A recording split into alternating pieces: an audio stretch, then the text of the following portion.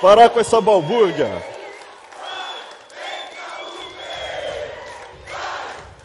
Obrigado. Obrigado, gente.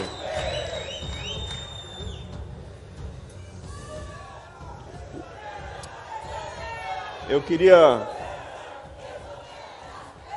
Então, esse é um dos temas que eu ia comentar aqui da palestra. Esse é um dos temas. Primeiro, falar o seguinte: eu concordo, conheço o Duda bastante, o Eduardo Bolsonaro, há algum tempo já.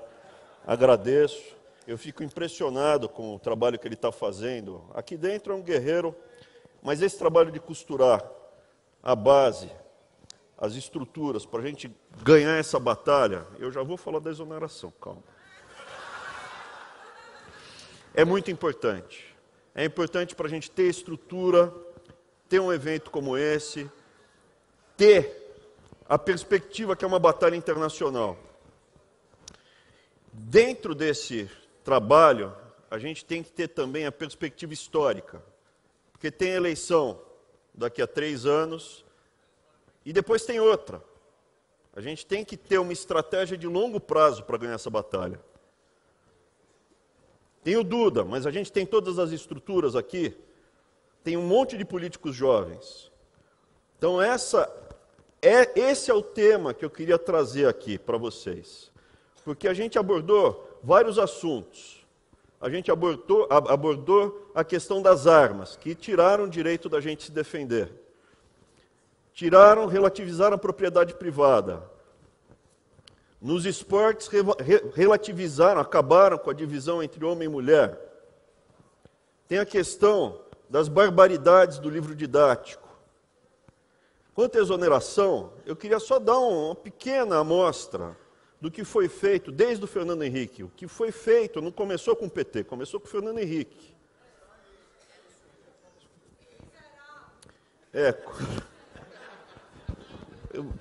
O meu irmãozinho ainda está, o Arthurzinho ainda está se recuperando, mas como ele diria, né? Você não morre de AIDS, você morre de tuberculose. Então, você tem a doença oportunista e você tem a AIDS. Quem enfraqueceu o nosso organismo foi justamente... Ninguém começa no crack, você começa na maconha. Quem abriu a porta para o Lula entrar foi o Fernando Henrique.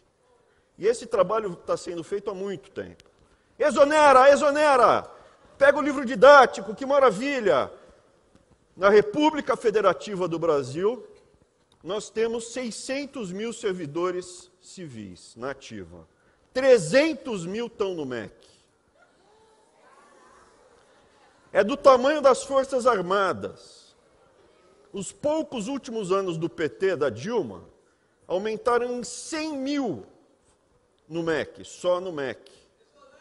Ah, é? Tá bom. Com concurso público e o STF, Ministério Público, a gente tem que usar a cabeça. Nós somos indivíduos, a gente está crescendo rapidamente. Uma coisa só que eu discordo do nosso amigo Eduardo Bolsonaro, que organizou tudo, está liderando esse processo todo. O que o Onix comentou, é o nome do futuro. Esse daqui é o cara do futuro.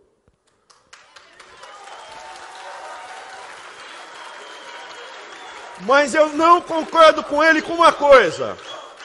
É um mitinho, ele é um mitinho.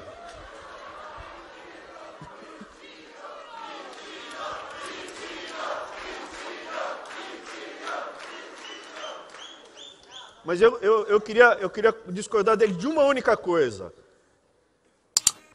O movimento conservador chato é da vovozinha, cara. A gente é muito mais engraçado que a petelhada.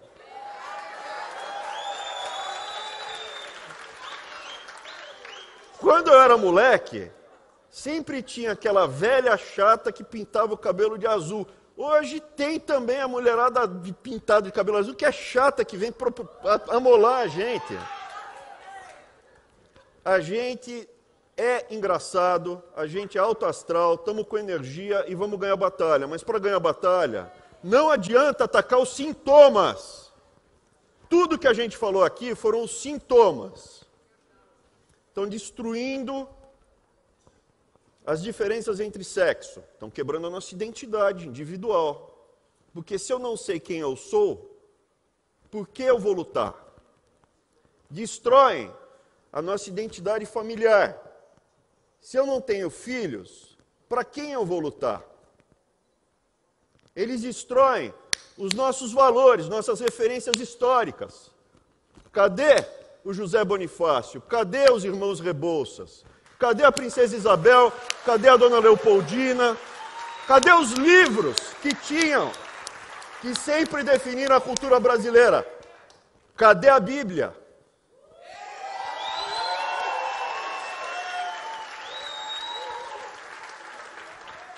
Essa destruição, enfraquecimento, não é por acaso. Direito à defesa, ter arma, propriedade privada, tudo isso são sintomas de um ataque maior. Por que a gente está aqui? A gente está lutando aqui pelo quê? É a nossa liberdade. Então vou começar a apresentação.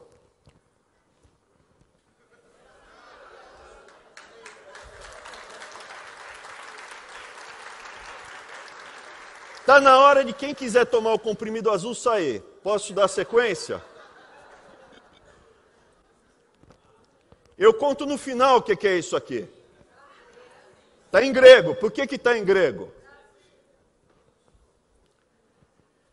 A democracia surge com a classe média. Como é que surgiu o conceito da democracia? Surgiu na Grécia. Atenas era uma sociedade oligárquica. E você tem um negócio chamado revolução hoplita.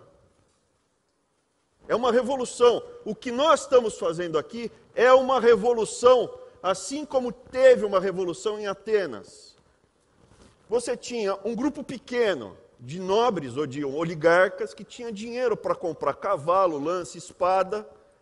E quando eles tinham que defender ou brigar, era um grupo pequeno de oligarcas que ia lutar pela cidade. Quando eles venciam, eles ficavam com os espólios. E no tempo de normalidade, quem mandava na cidade eram eles. Atenas passou por uma revolução econômica. A revolução econômica foi o comércio, que permitiu ter artesanato, ter algum trabalho de skill, de desenvolvimento, e com o comércio e com esse artesanato, surgiu uma classe média. Não tinha só grandes proprietários de terra, poucos que podiam comprar armas. Surgiu uma classe média que podia comprar o elmo, o peitoral, uma espada, uma lança e o oplon, porque eles eram hoplitas, que é o escudo. Esse cara, classe média, ele sozinho não era forte. Ele era mais fraco do que um oligarca. Mas ele, junto, era imbatível. A classe média junta, armada, preparada, era imbatível. E se tornou o grupo dominante da Grécia. E essa é a base da democracia. Porque a classe média, ela não está lutando pela liberdade do indivíduo. Eu estou lutando pela liberdade dos meus filhos, mas eu sei que se for só os meus filhos que forem livres, eu não consigo. Eles não conseguem. Eu tenho que lutar pela liberdade minha, dos meus filhos, da minha família e da família do Eduardo e da família de cada um de vocês. Porque juntos nós não seremos escravos. É disso que a gente está falando. A batalha da educação é sobre liberdade. Um analfabeto é um escravo. Ele não consegue nem andar de ônibus. Um analfabeto, ele é totalmente guiado, porque ele não consegue interpretar um texto. Quem sabe ler e escrever, não vota no PT.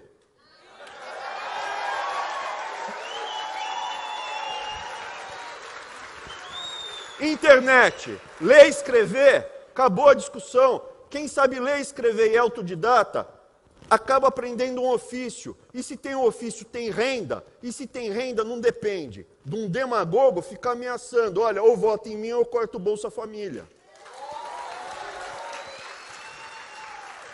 Educação da família e ensino na escola gera liberdade.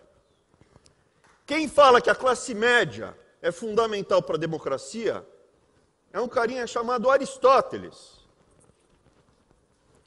Ele estava já depois, uns 350 anos depois da Revolução Hoplita.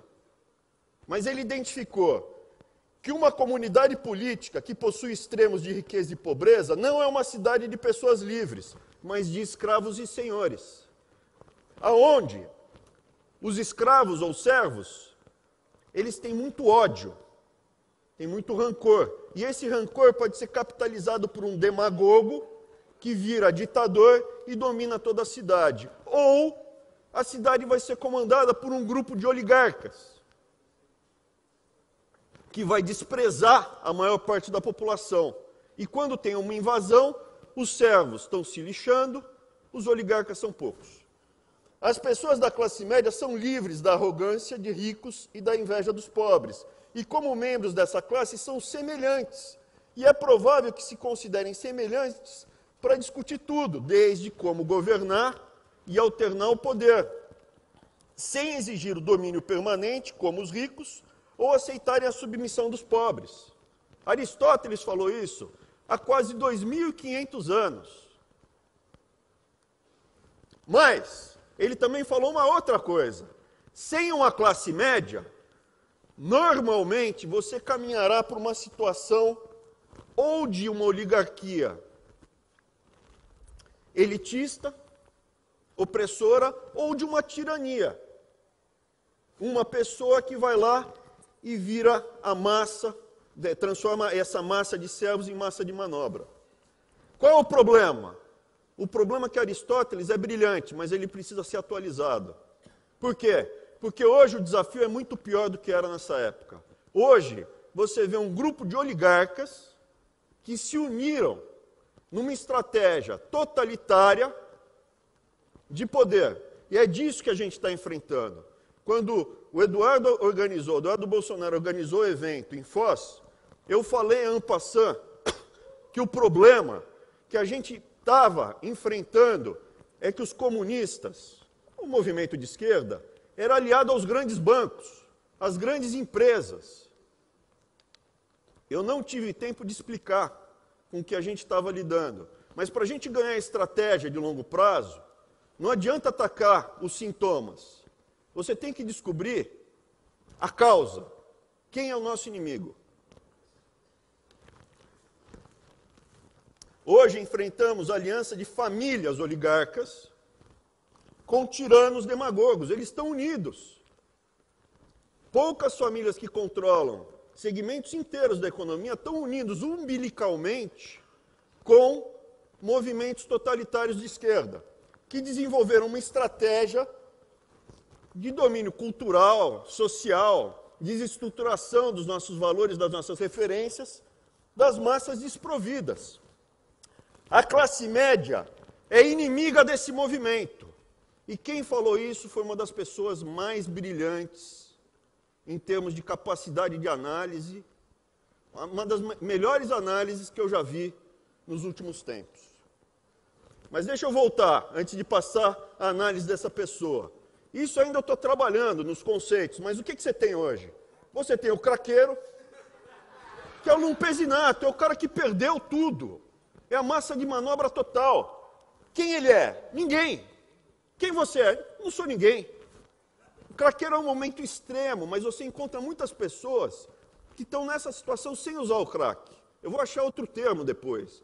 Mas é uma pessoa que perdeu todas as referências. Quem você é? Não sei, não sou ninguém, não tenho casa, não tenho ofício, não tenho religião, não tenho os valores, não tenho ideologia, não tenho identidade, não tenho sexo, eu não tenho país, não tenho família e eu não tenho perspectivas. E principalmente as perspectivas intergeracionais. Isso é, eu não tenho perspectiva de lutar pelo meu filho e pelo meu neto, que é o que levava os hoplitas para a falange, para defender o que? A família dele, a próxima geração. Eu vivo o momento. E numa situação extrema, eu uso crack. Pronto, já vai sair na folha. Ministro da Educação usa crack.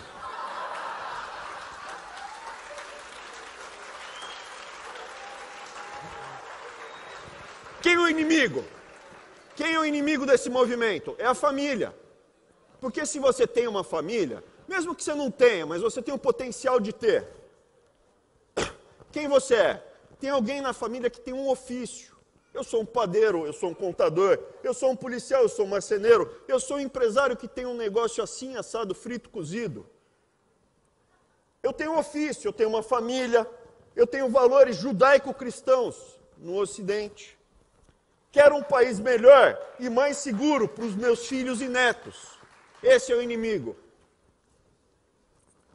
Você tem o comunista vocacional. O que é o comunista vocacional? A melhor forma que eu consigo enxergar, eu não sei se é o idiota útil, eu vejo mais como, olha, a forma mais eficiente que eu vi para analisar como o outro lado se comporta é como uma religião sem Deus. Você tem o alto clero, na Idade Média você tinha famílias de papas, e você tem o baixo clero. O baixo clero não tem família, ele está 100% dedicado à causa. Ele tem um ofício, ele tem lá seus 10 mil reais, 15 mil reais, 5 mil reais por mês. Mas ele não tem identidade nem família, ele vive pela causa, ele acredita nisso. Esse é quem tem tração no debate com a gente. E a cabeça da medusa está aqui. É o comunista dinástico, é um oligarca, empresário comunista, por incrível que pareça, é o que a gente lida, é o falso bom moço, é aquele cara que se entope de ganhar dinheiro arrancando o couro do povo e vai lá e fala, não, mas o social. Quem está falando são vocês. E o alto clero. O alto clero, o que é? Você pega, são gerações de grão-vizir comunista. O vovô, o bisavô do cara era, o avô do cara era, o pai do cara é, o cara é e o filhote já está vindo para sugar nosso sangue. Não é piada, não é o João Dória esse. Esse daqui estava lá em outro modelo aqui. Mas se você pegar, tem uma família lá no Rio Grande do Sul que o bisavô era socialista. Tem um monte, mas tem uma lá que o pai está no PT, a filha está no PSOL, e o filhote que já está lá com seus 30 anos, não sei, você que está falando também. Mas voltando, esses são os inimigos. A classe média é o alvo. E foi muito identificada por uma das melhores análises políticas que eu já vi. Por favor, passa o vídeo. Passa o vídeo. Passa o 5 anos antes do impeachment. Marilena Chauí. Escuta, não despreze o inimigo. Seu inimigo é inteligente. Nosso inimigo não é um rato, não é uma formiga. Ele é tão forte ou mais forte que a gente. Eu vou falar num tom que não é o meu, porque eu estou com uma gripe do cão. E se eu falar no meu tom, eu vou... Presta atenção na gesticulação dela. Vou falar numa voz que não é minha compara com e o que me Terceiro Reich, desgosta Alemanha muito, nazista. E é a troca a voz que palavra sobrou. classe média por judeu. E por que eu defendo esse ponto de vista? Não é só por razões teóricas e políticas. É porque eu odeio a classe média. A classe média é o atraso de vida. A classe média é a estupidez. É o que tem de reacionário, conservador, ignorante, petulante, arrogante, terrorista. É uma coisa fora do comum a classe média. Então, eu me recuso a admitir que os trabalhadores brasileiros, porque eles galgaram direitos, conquistaram direitos, esses direitos foram conquistados por 20 anos de luta, 20 anos de luta, fora os 500 anteriores de luta e desespero, e dizer que essas lutas e essas conquistas fizeram a gente virar classe média de jeito nenhum, de jeito nenhum. A classe média é uma abominação política, porque ela é fascista. Ela é uma abominação ética, porque ela é violenta. E ela é uma abominação cognitiva, porque ela é ignorante. O que você faz com a abominação?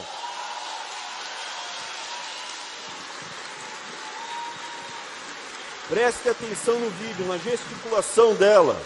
E pega qualquer discurso do Terceiro Reich. Troca a palavra classe média por judeu. É Schmutzige Juden. Pode voltar para a apresentação, por favor. Como é que está indo? Está tudo bem? Eu prendi a atenção de vocês?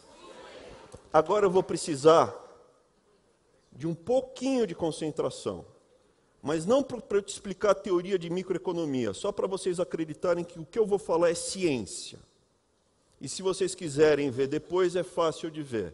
Eu não vou explicar a teoria microeconômica, só vou falar para vocês como funciona e mostrar que existe uma série de equações, é um trabalho científico profundo e sólido para o que eu vou falar aqui. Está no livro de economia básica, inclusive eu cheguei a dar o curso, isso aqui era o meu curso. Alguns slides do meu curso. Então, toda vez que você tem um livre comércio e você faz uma troca, comprei uma água, estou com sede, gastei R$3 na água. Depois de comprar a água, as duas pessoas que fizeram a negociação estão melhores. Porque eu estava com sede, eu teria pago R$5 na água, eu teria pago R$10 na água, eu estava realmente com sede. E o outro ficou feliz, porque ele ganhou R$2 ou R$1 na água. Os dois lados saíram ganhando. E você tem como medir isso. Eu teria pago R$10 numa água, mas a água me custou 3. Esse espaço chama-se excedente do consumidor, é bem-estar. Eu fiquei feliz. Depois que eu comprei, eu fiquei feliz. Eu estou melhor do que antes. A pessoa que vendeu teve o excedente do produtor. Não é lucro, não chega a ser lucro, é o excedente. Ele tem o excedente do produtor. Aí tem todas só equações para mostrar como se faz as contas, onde você acha o ponto ótimo. Tem um detalhe que chama-se custo marginal. Para eu produzir essa garrafa de água adicional, quanto me custou? Por quê? Porque no livre comércio, o preço praticado é igual ao custo marginal. Isso é, se eu puder produzir uma unidade a mais e ter 1 centavo de lucro, eu vou produzir, para ter 1 centavo a mais de lucro. E se eu tiver prejuízo, eu paro de produzir. Então, quando você tem a concorrência perfeita, você produz, a economia inteira produz até o custo marginal. Custo marginal é igual a preço. Vocês têm que acreditar em mim. Não estou explicando como na minha aula. Na minha aula seria bem mais longa, só para mostrar que eu não estou chutando com os 2 pés e tentando ficar de pé. Aqui já falei da concorrência perfeita, tem os price takers, price offers, como é feita a conta, onde você maximiza o lucro. Aqui você tem o excedente do consumidor, aqui você tem o excedente do produtor. E todo mundo sai ganhando. Como é que é feita a conta? Custo marginal. De novo, excedente do consumidor, excedente do produtor. E aí, dependendo da inclinação da curva, isso é um produto. Aí eu vou falar uma coisa que é interessante. Um produto que é mais fundamental, tipo o meu Liptor, para o colesterol. Eu vou comprar Liptor se ele custar 100, 200 ou 250 a caixa. Por quê? Porque eu preciso do meu Liptor. Agora, o Papa Bolinha da Singer, não. Vocês lembram do Papa Bolinha da Singer? Vocês estão velhos. Tá, esse daqui é para o meu Liptor, o anterior não é tão importante. Por que eu estou falando isso? Porque os monopólios geralmente acontecem em coisas fundamentais. Não é no monopólio do Papa Bolinha da Singer, é só a Singer que produz, que se exploda, ela que fique com o Papa Bolinha. Mas geralmente os monopólios que contam são em coisas que a gente realmente precisa. Vamos falar disso. Existe monopólio, que é quando só um vende, e existe monopsônico, que é quando só um compra. E você já sabe o resultado. Quando só um vende, geralmente essa pessoa arranca o couro. E quando só um compra, ele também arranca o couro. Aí o que acontece? Eu vou mostrar como é feito esse processo de arrancação de couro. Não, você sabe como é na física, você já sentiu isso, eu vou mostrar graficamente.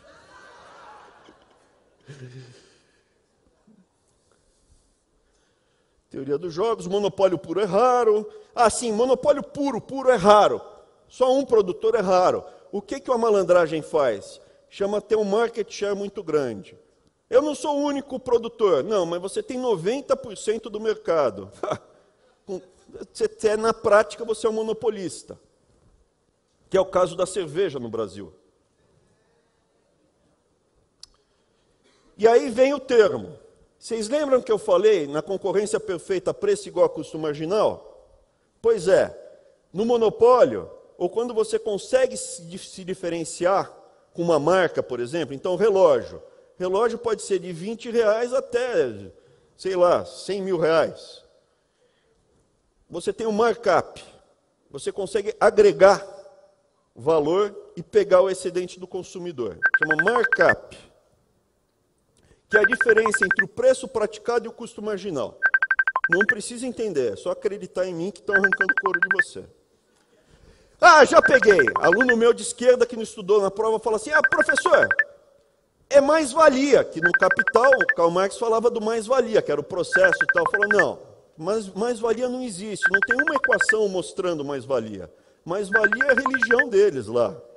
Não tem estudo científico que comprova que mais-valia existe. Mais-valia não existe, mais-valia é você ter estudado mais, era o que eu respondia.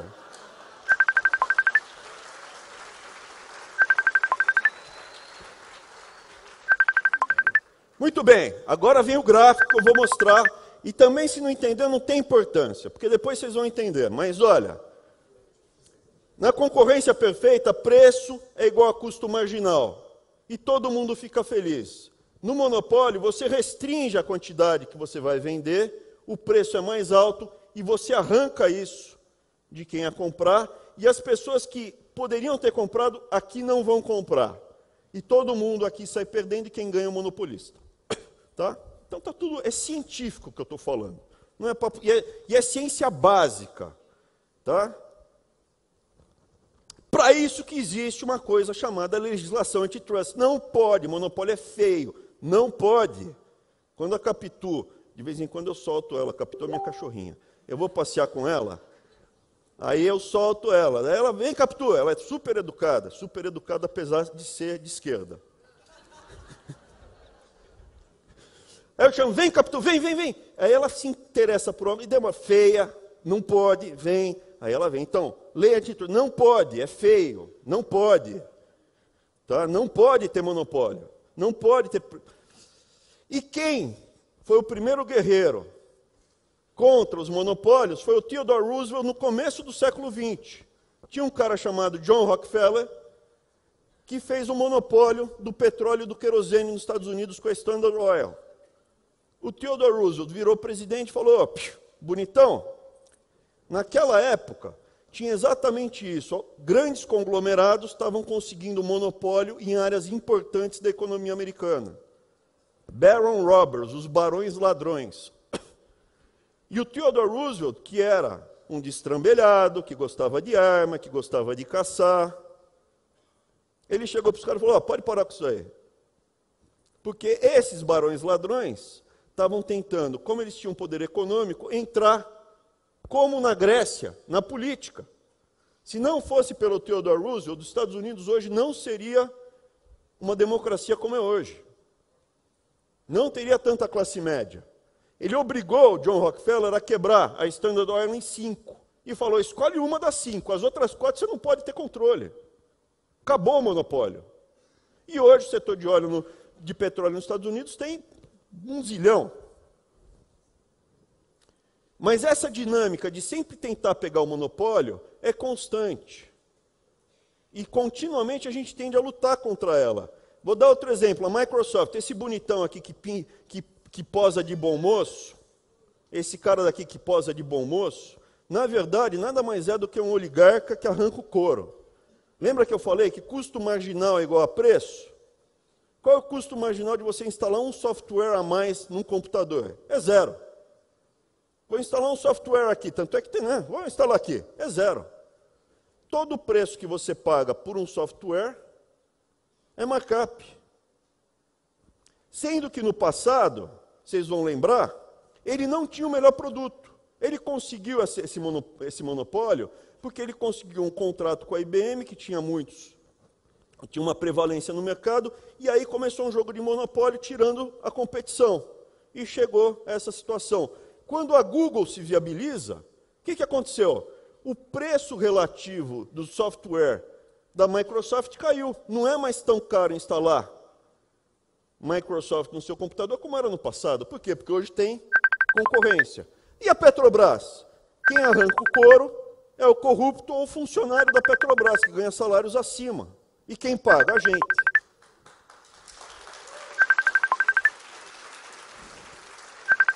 O que aconteceu no Brasil? Desde o Fernando Henrique está acontecendo isso. Tem o CAD, que é a agência antitrust. Continuamente a gente vê monopólios e oligopólios sendo criados. Cerveja, bife, frango, papel e celulose, banco. Aonde você olha, setores e setores da economia se monopolizaram ou se oligopolizaram. Os campeões nacionais são o último capítulo desse desenho. Isso feito com o nosso dinheiro, porque tem incentivo fiscal, feito com juros através de BNDES, Banco do Brasil Caixa, fundos de pensão e olhos cegos e ouvidos moucos do CAD. Foi a única vez que isso aconteceu no mundo? Não.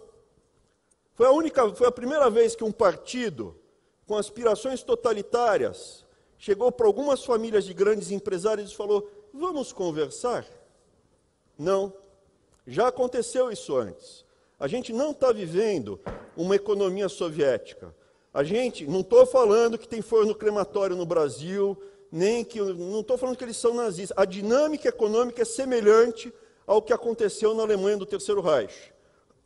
Alguns empresários de famílias alemãs começaram a se aproximar do Partido Nacional Socialista, deram dinheiro para o Hitler, começaram a ter uma relação incestuosa com o Partido Nazista, e quando o Partido Nazista chegou ao poder, Estado, partido e grandes conglomerados fizeram uma grande festa. Contratos, dinheiro, mão de obra, tudo num grande ciclo. Reich, Allianz, Bayer, ThyssenKrupp, BASF, Siemens, Mercedes-Benz, pode escolher. Todo mundo teve uma boquinha, uma tetinha. Até o Hugo Boss. O Hugo Boss fez o uniforme da SS e o uniforme da SA. Você vê, a inspiração do perfume, será que veio de algum lugar?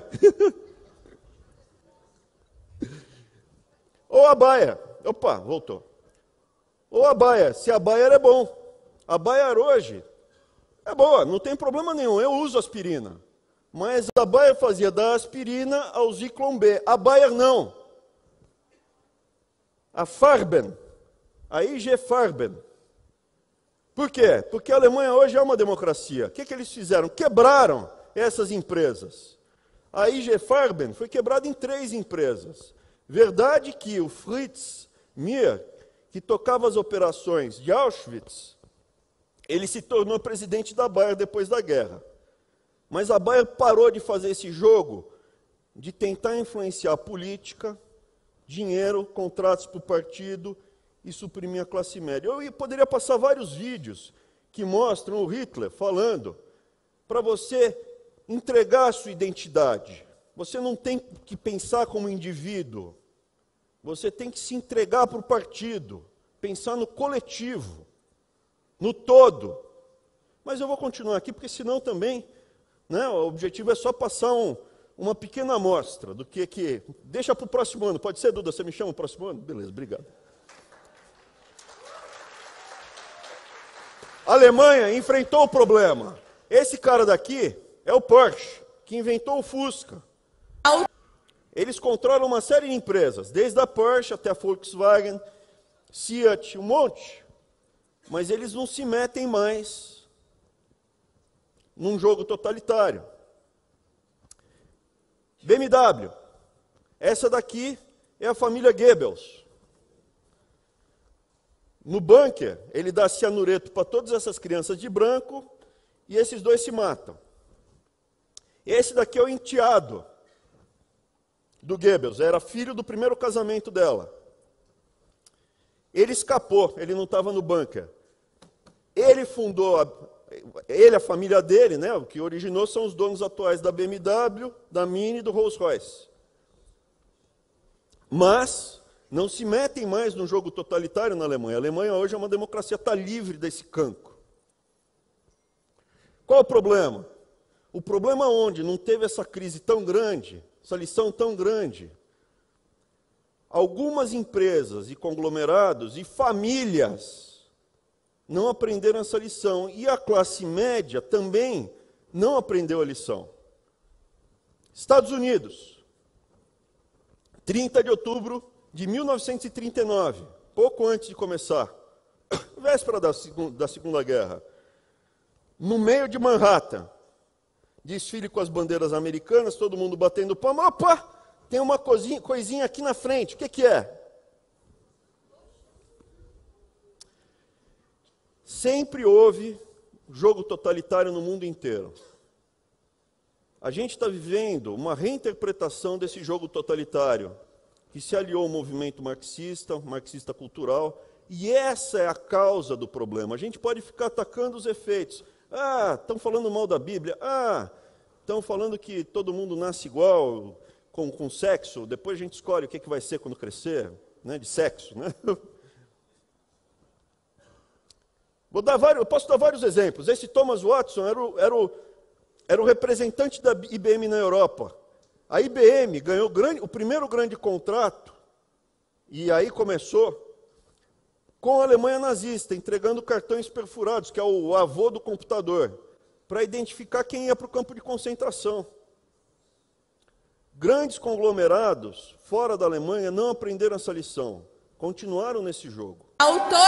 Esse cara daqui é o Henry Ford, ganhando umas medalhinhas dos representantes da Alemanha nazista. O Henry Ford era um nazista. Mas ele era brilhante. O Porsche também era brilhante. Eu uso aspirina.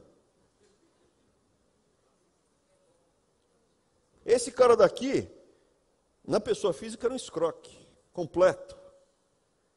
Só que a família dele não aprendeu que não pode, que é feio. Por isso que a Fundação Ford dá dinheiro para a ONG no Brasil cercar a minha família em Santarém para detonar comigo e com a minha família na frente das crianças. A Fundação Ford faz isso, interfere diretamente aqui no Brasil na nossa liberdade, na liberdade das nossas famílias. Mas não é só a Fundação Ford.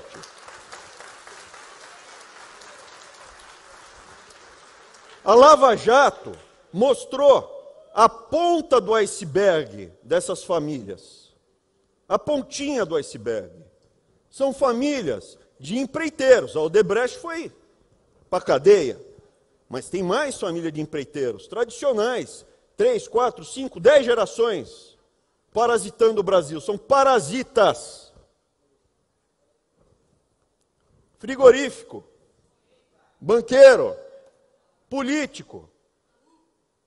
São famílias na área jurídica que há gerações têm o controle de segmentos inteiros do Brasil. Só que isso se intensificou nos últimos 25, 30 anos.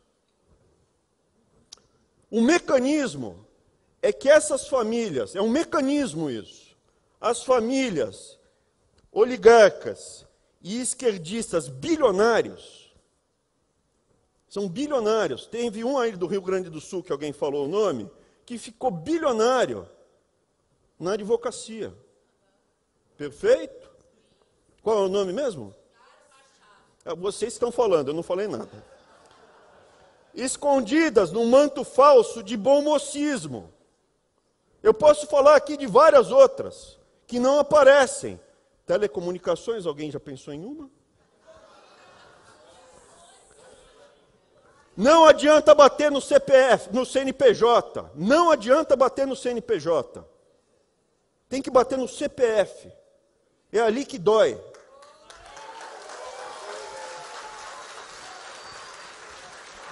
E aí, vocês chegam e falam assim, exonera, exonera. Nós somos indivíduos com nosso CPF. Vocês têm que entender o tamanho da montanha que a gente tem que escalar todo dia. E vocês ajudam muito. Sem vocês, a gente não tinha a menor chance. Eu era um de vocês na Paulista.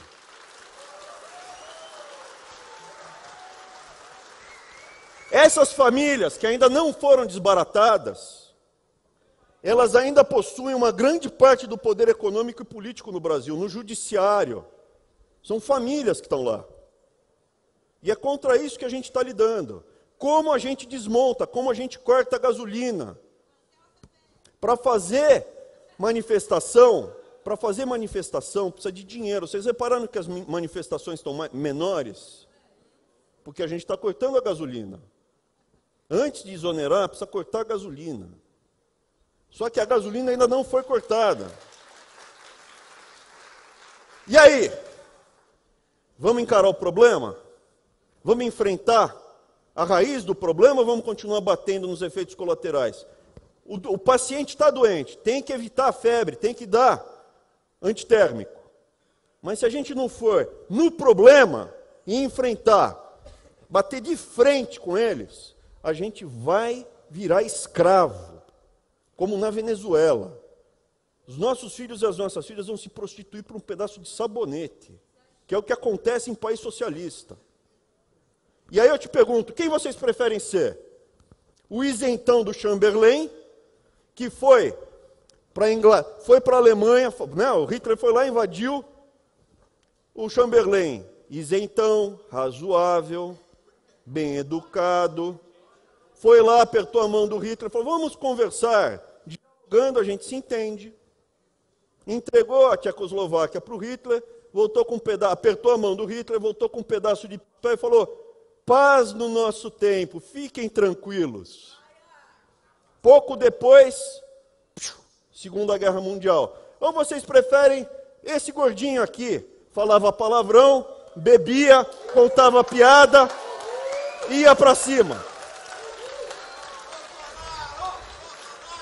Eu já escolhi o meu lado.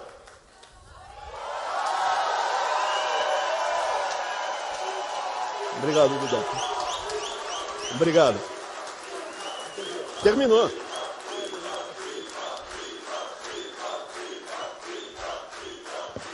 Obrigado, gente.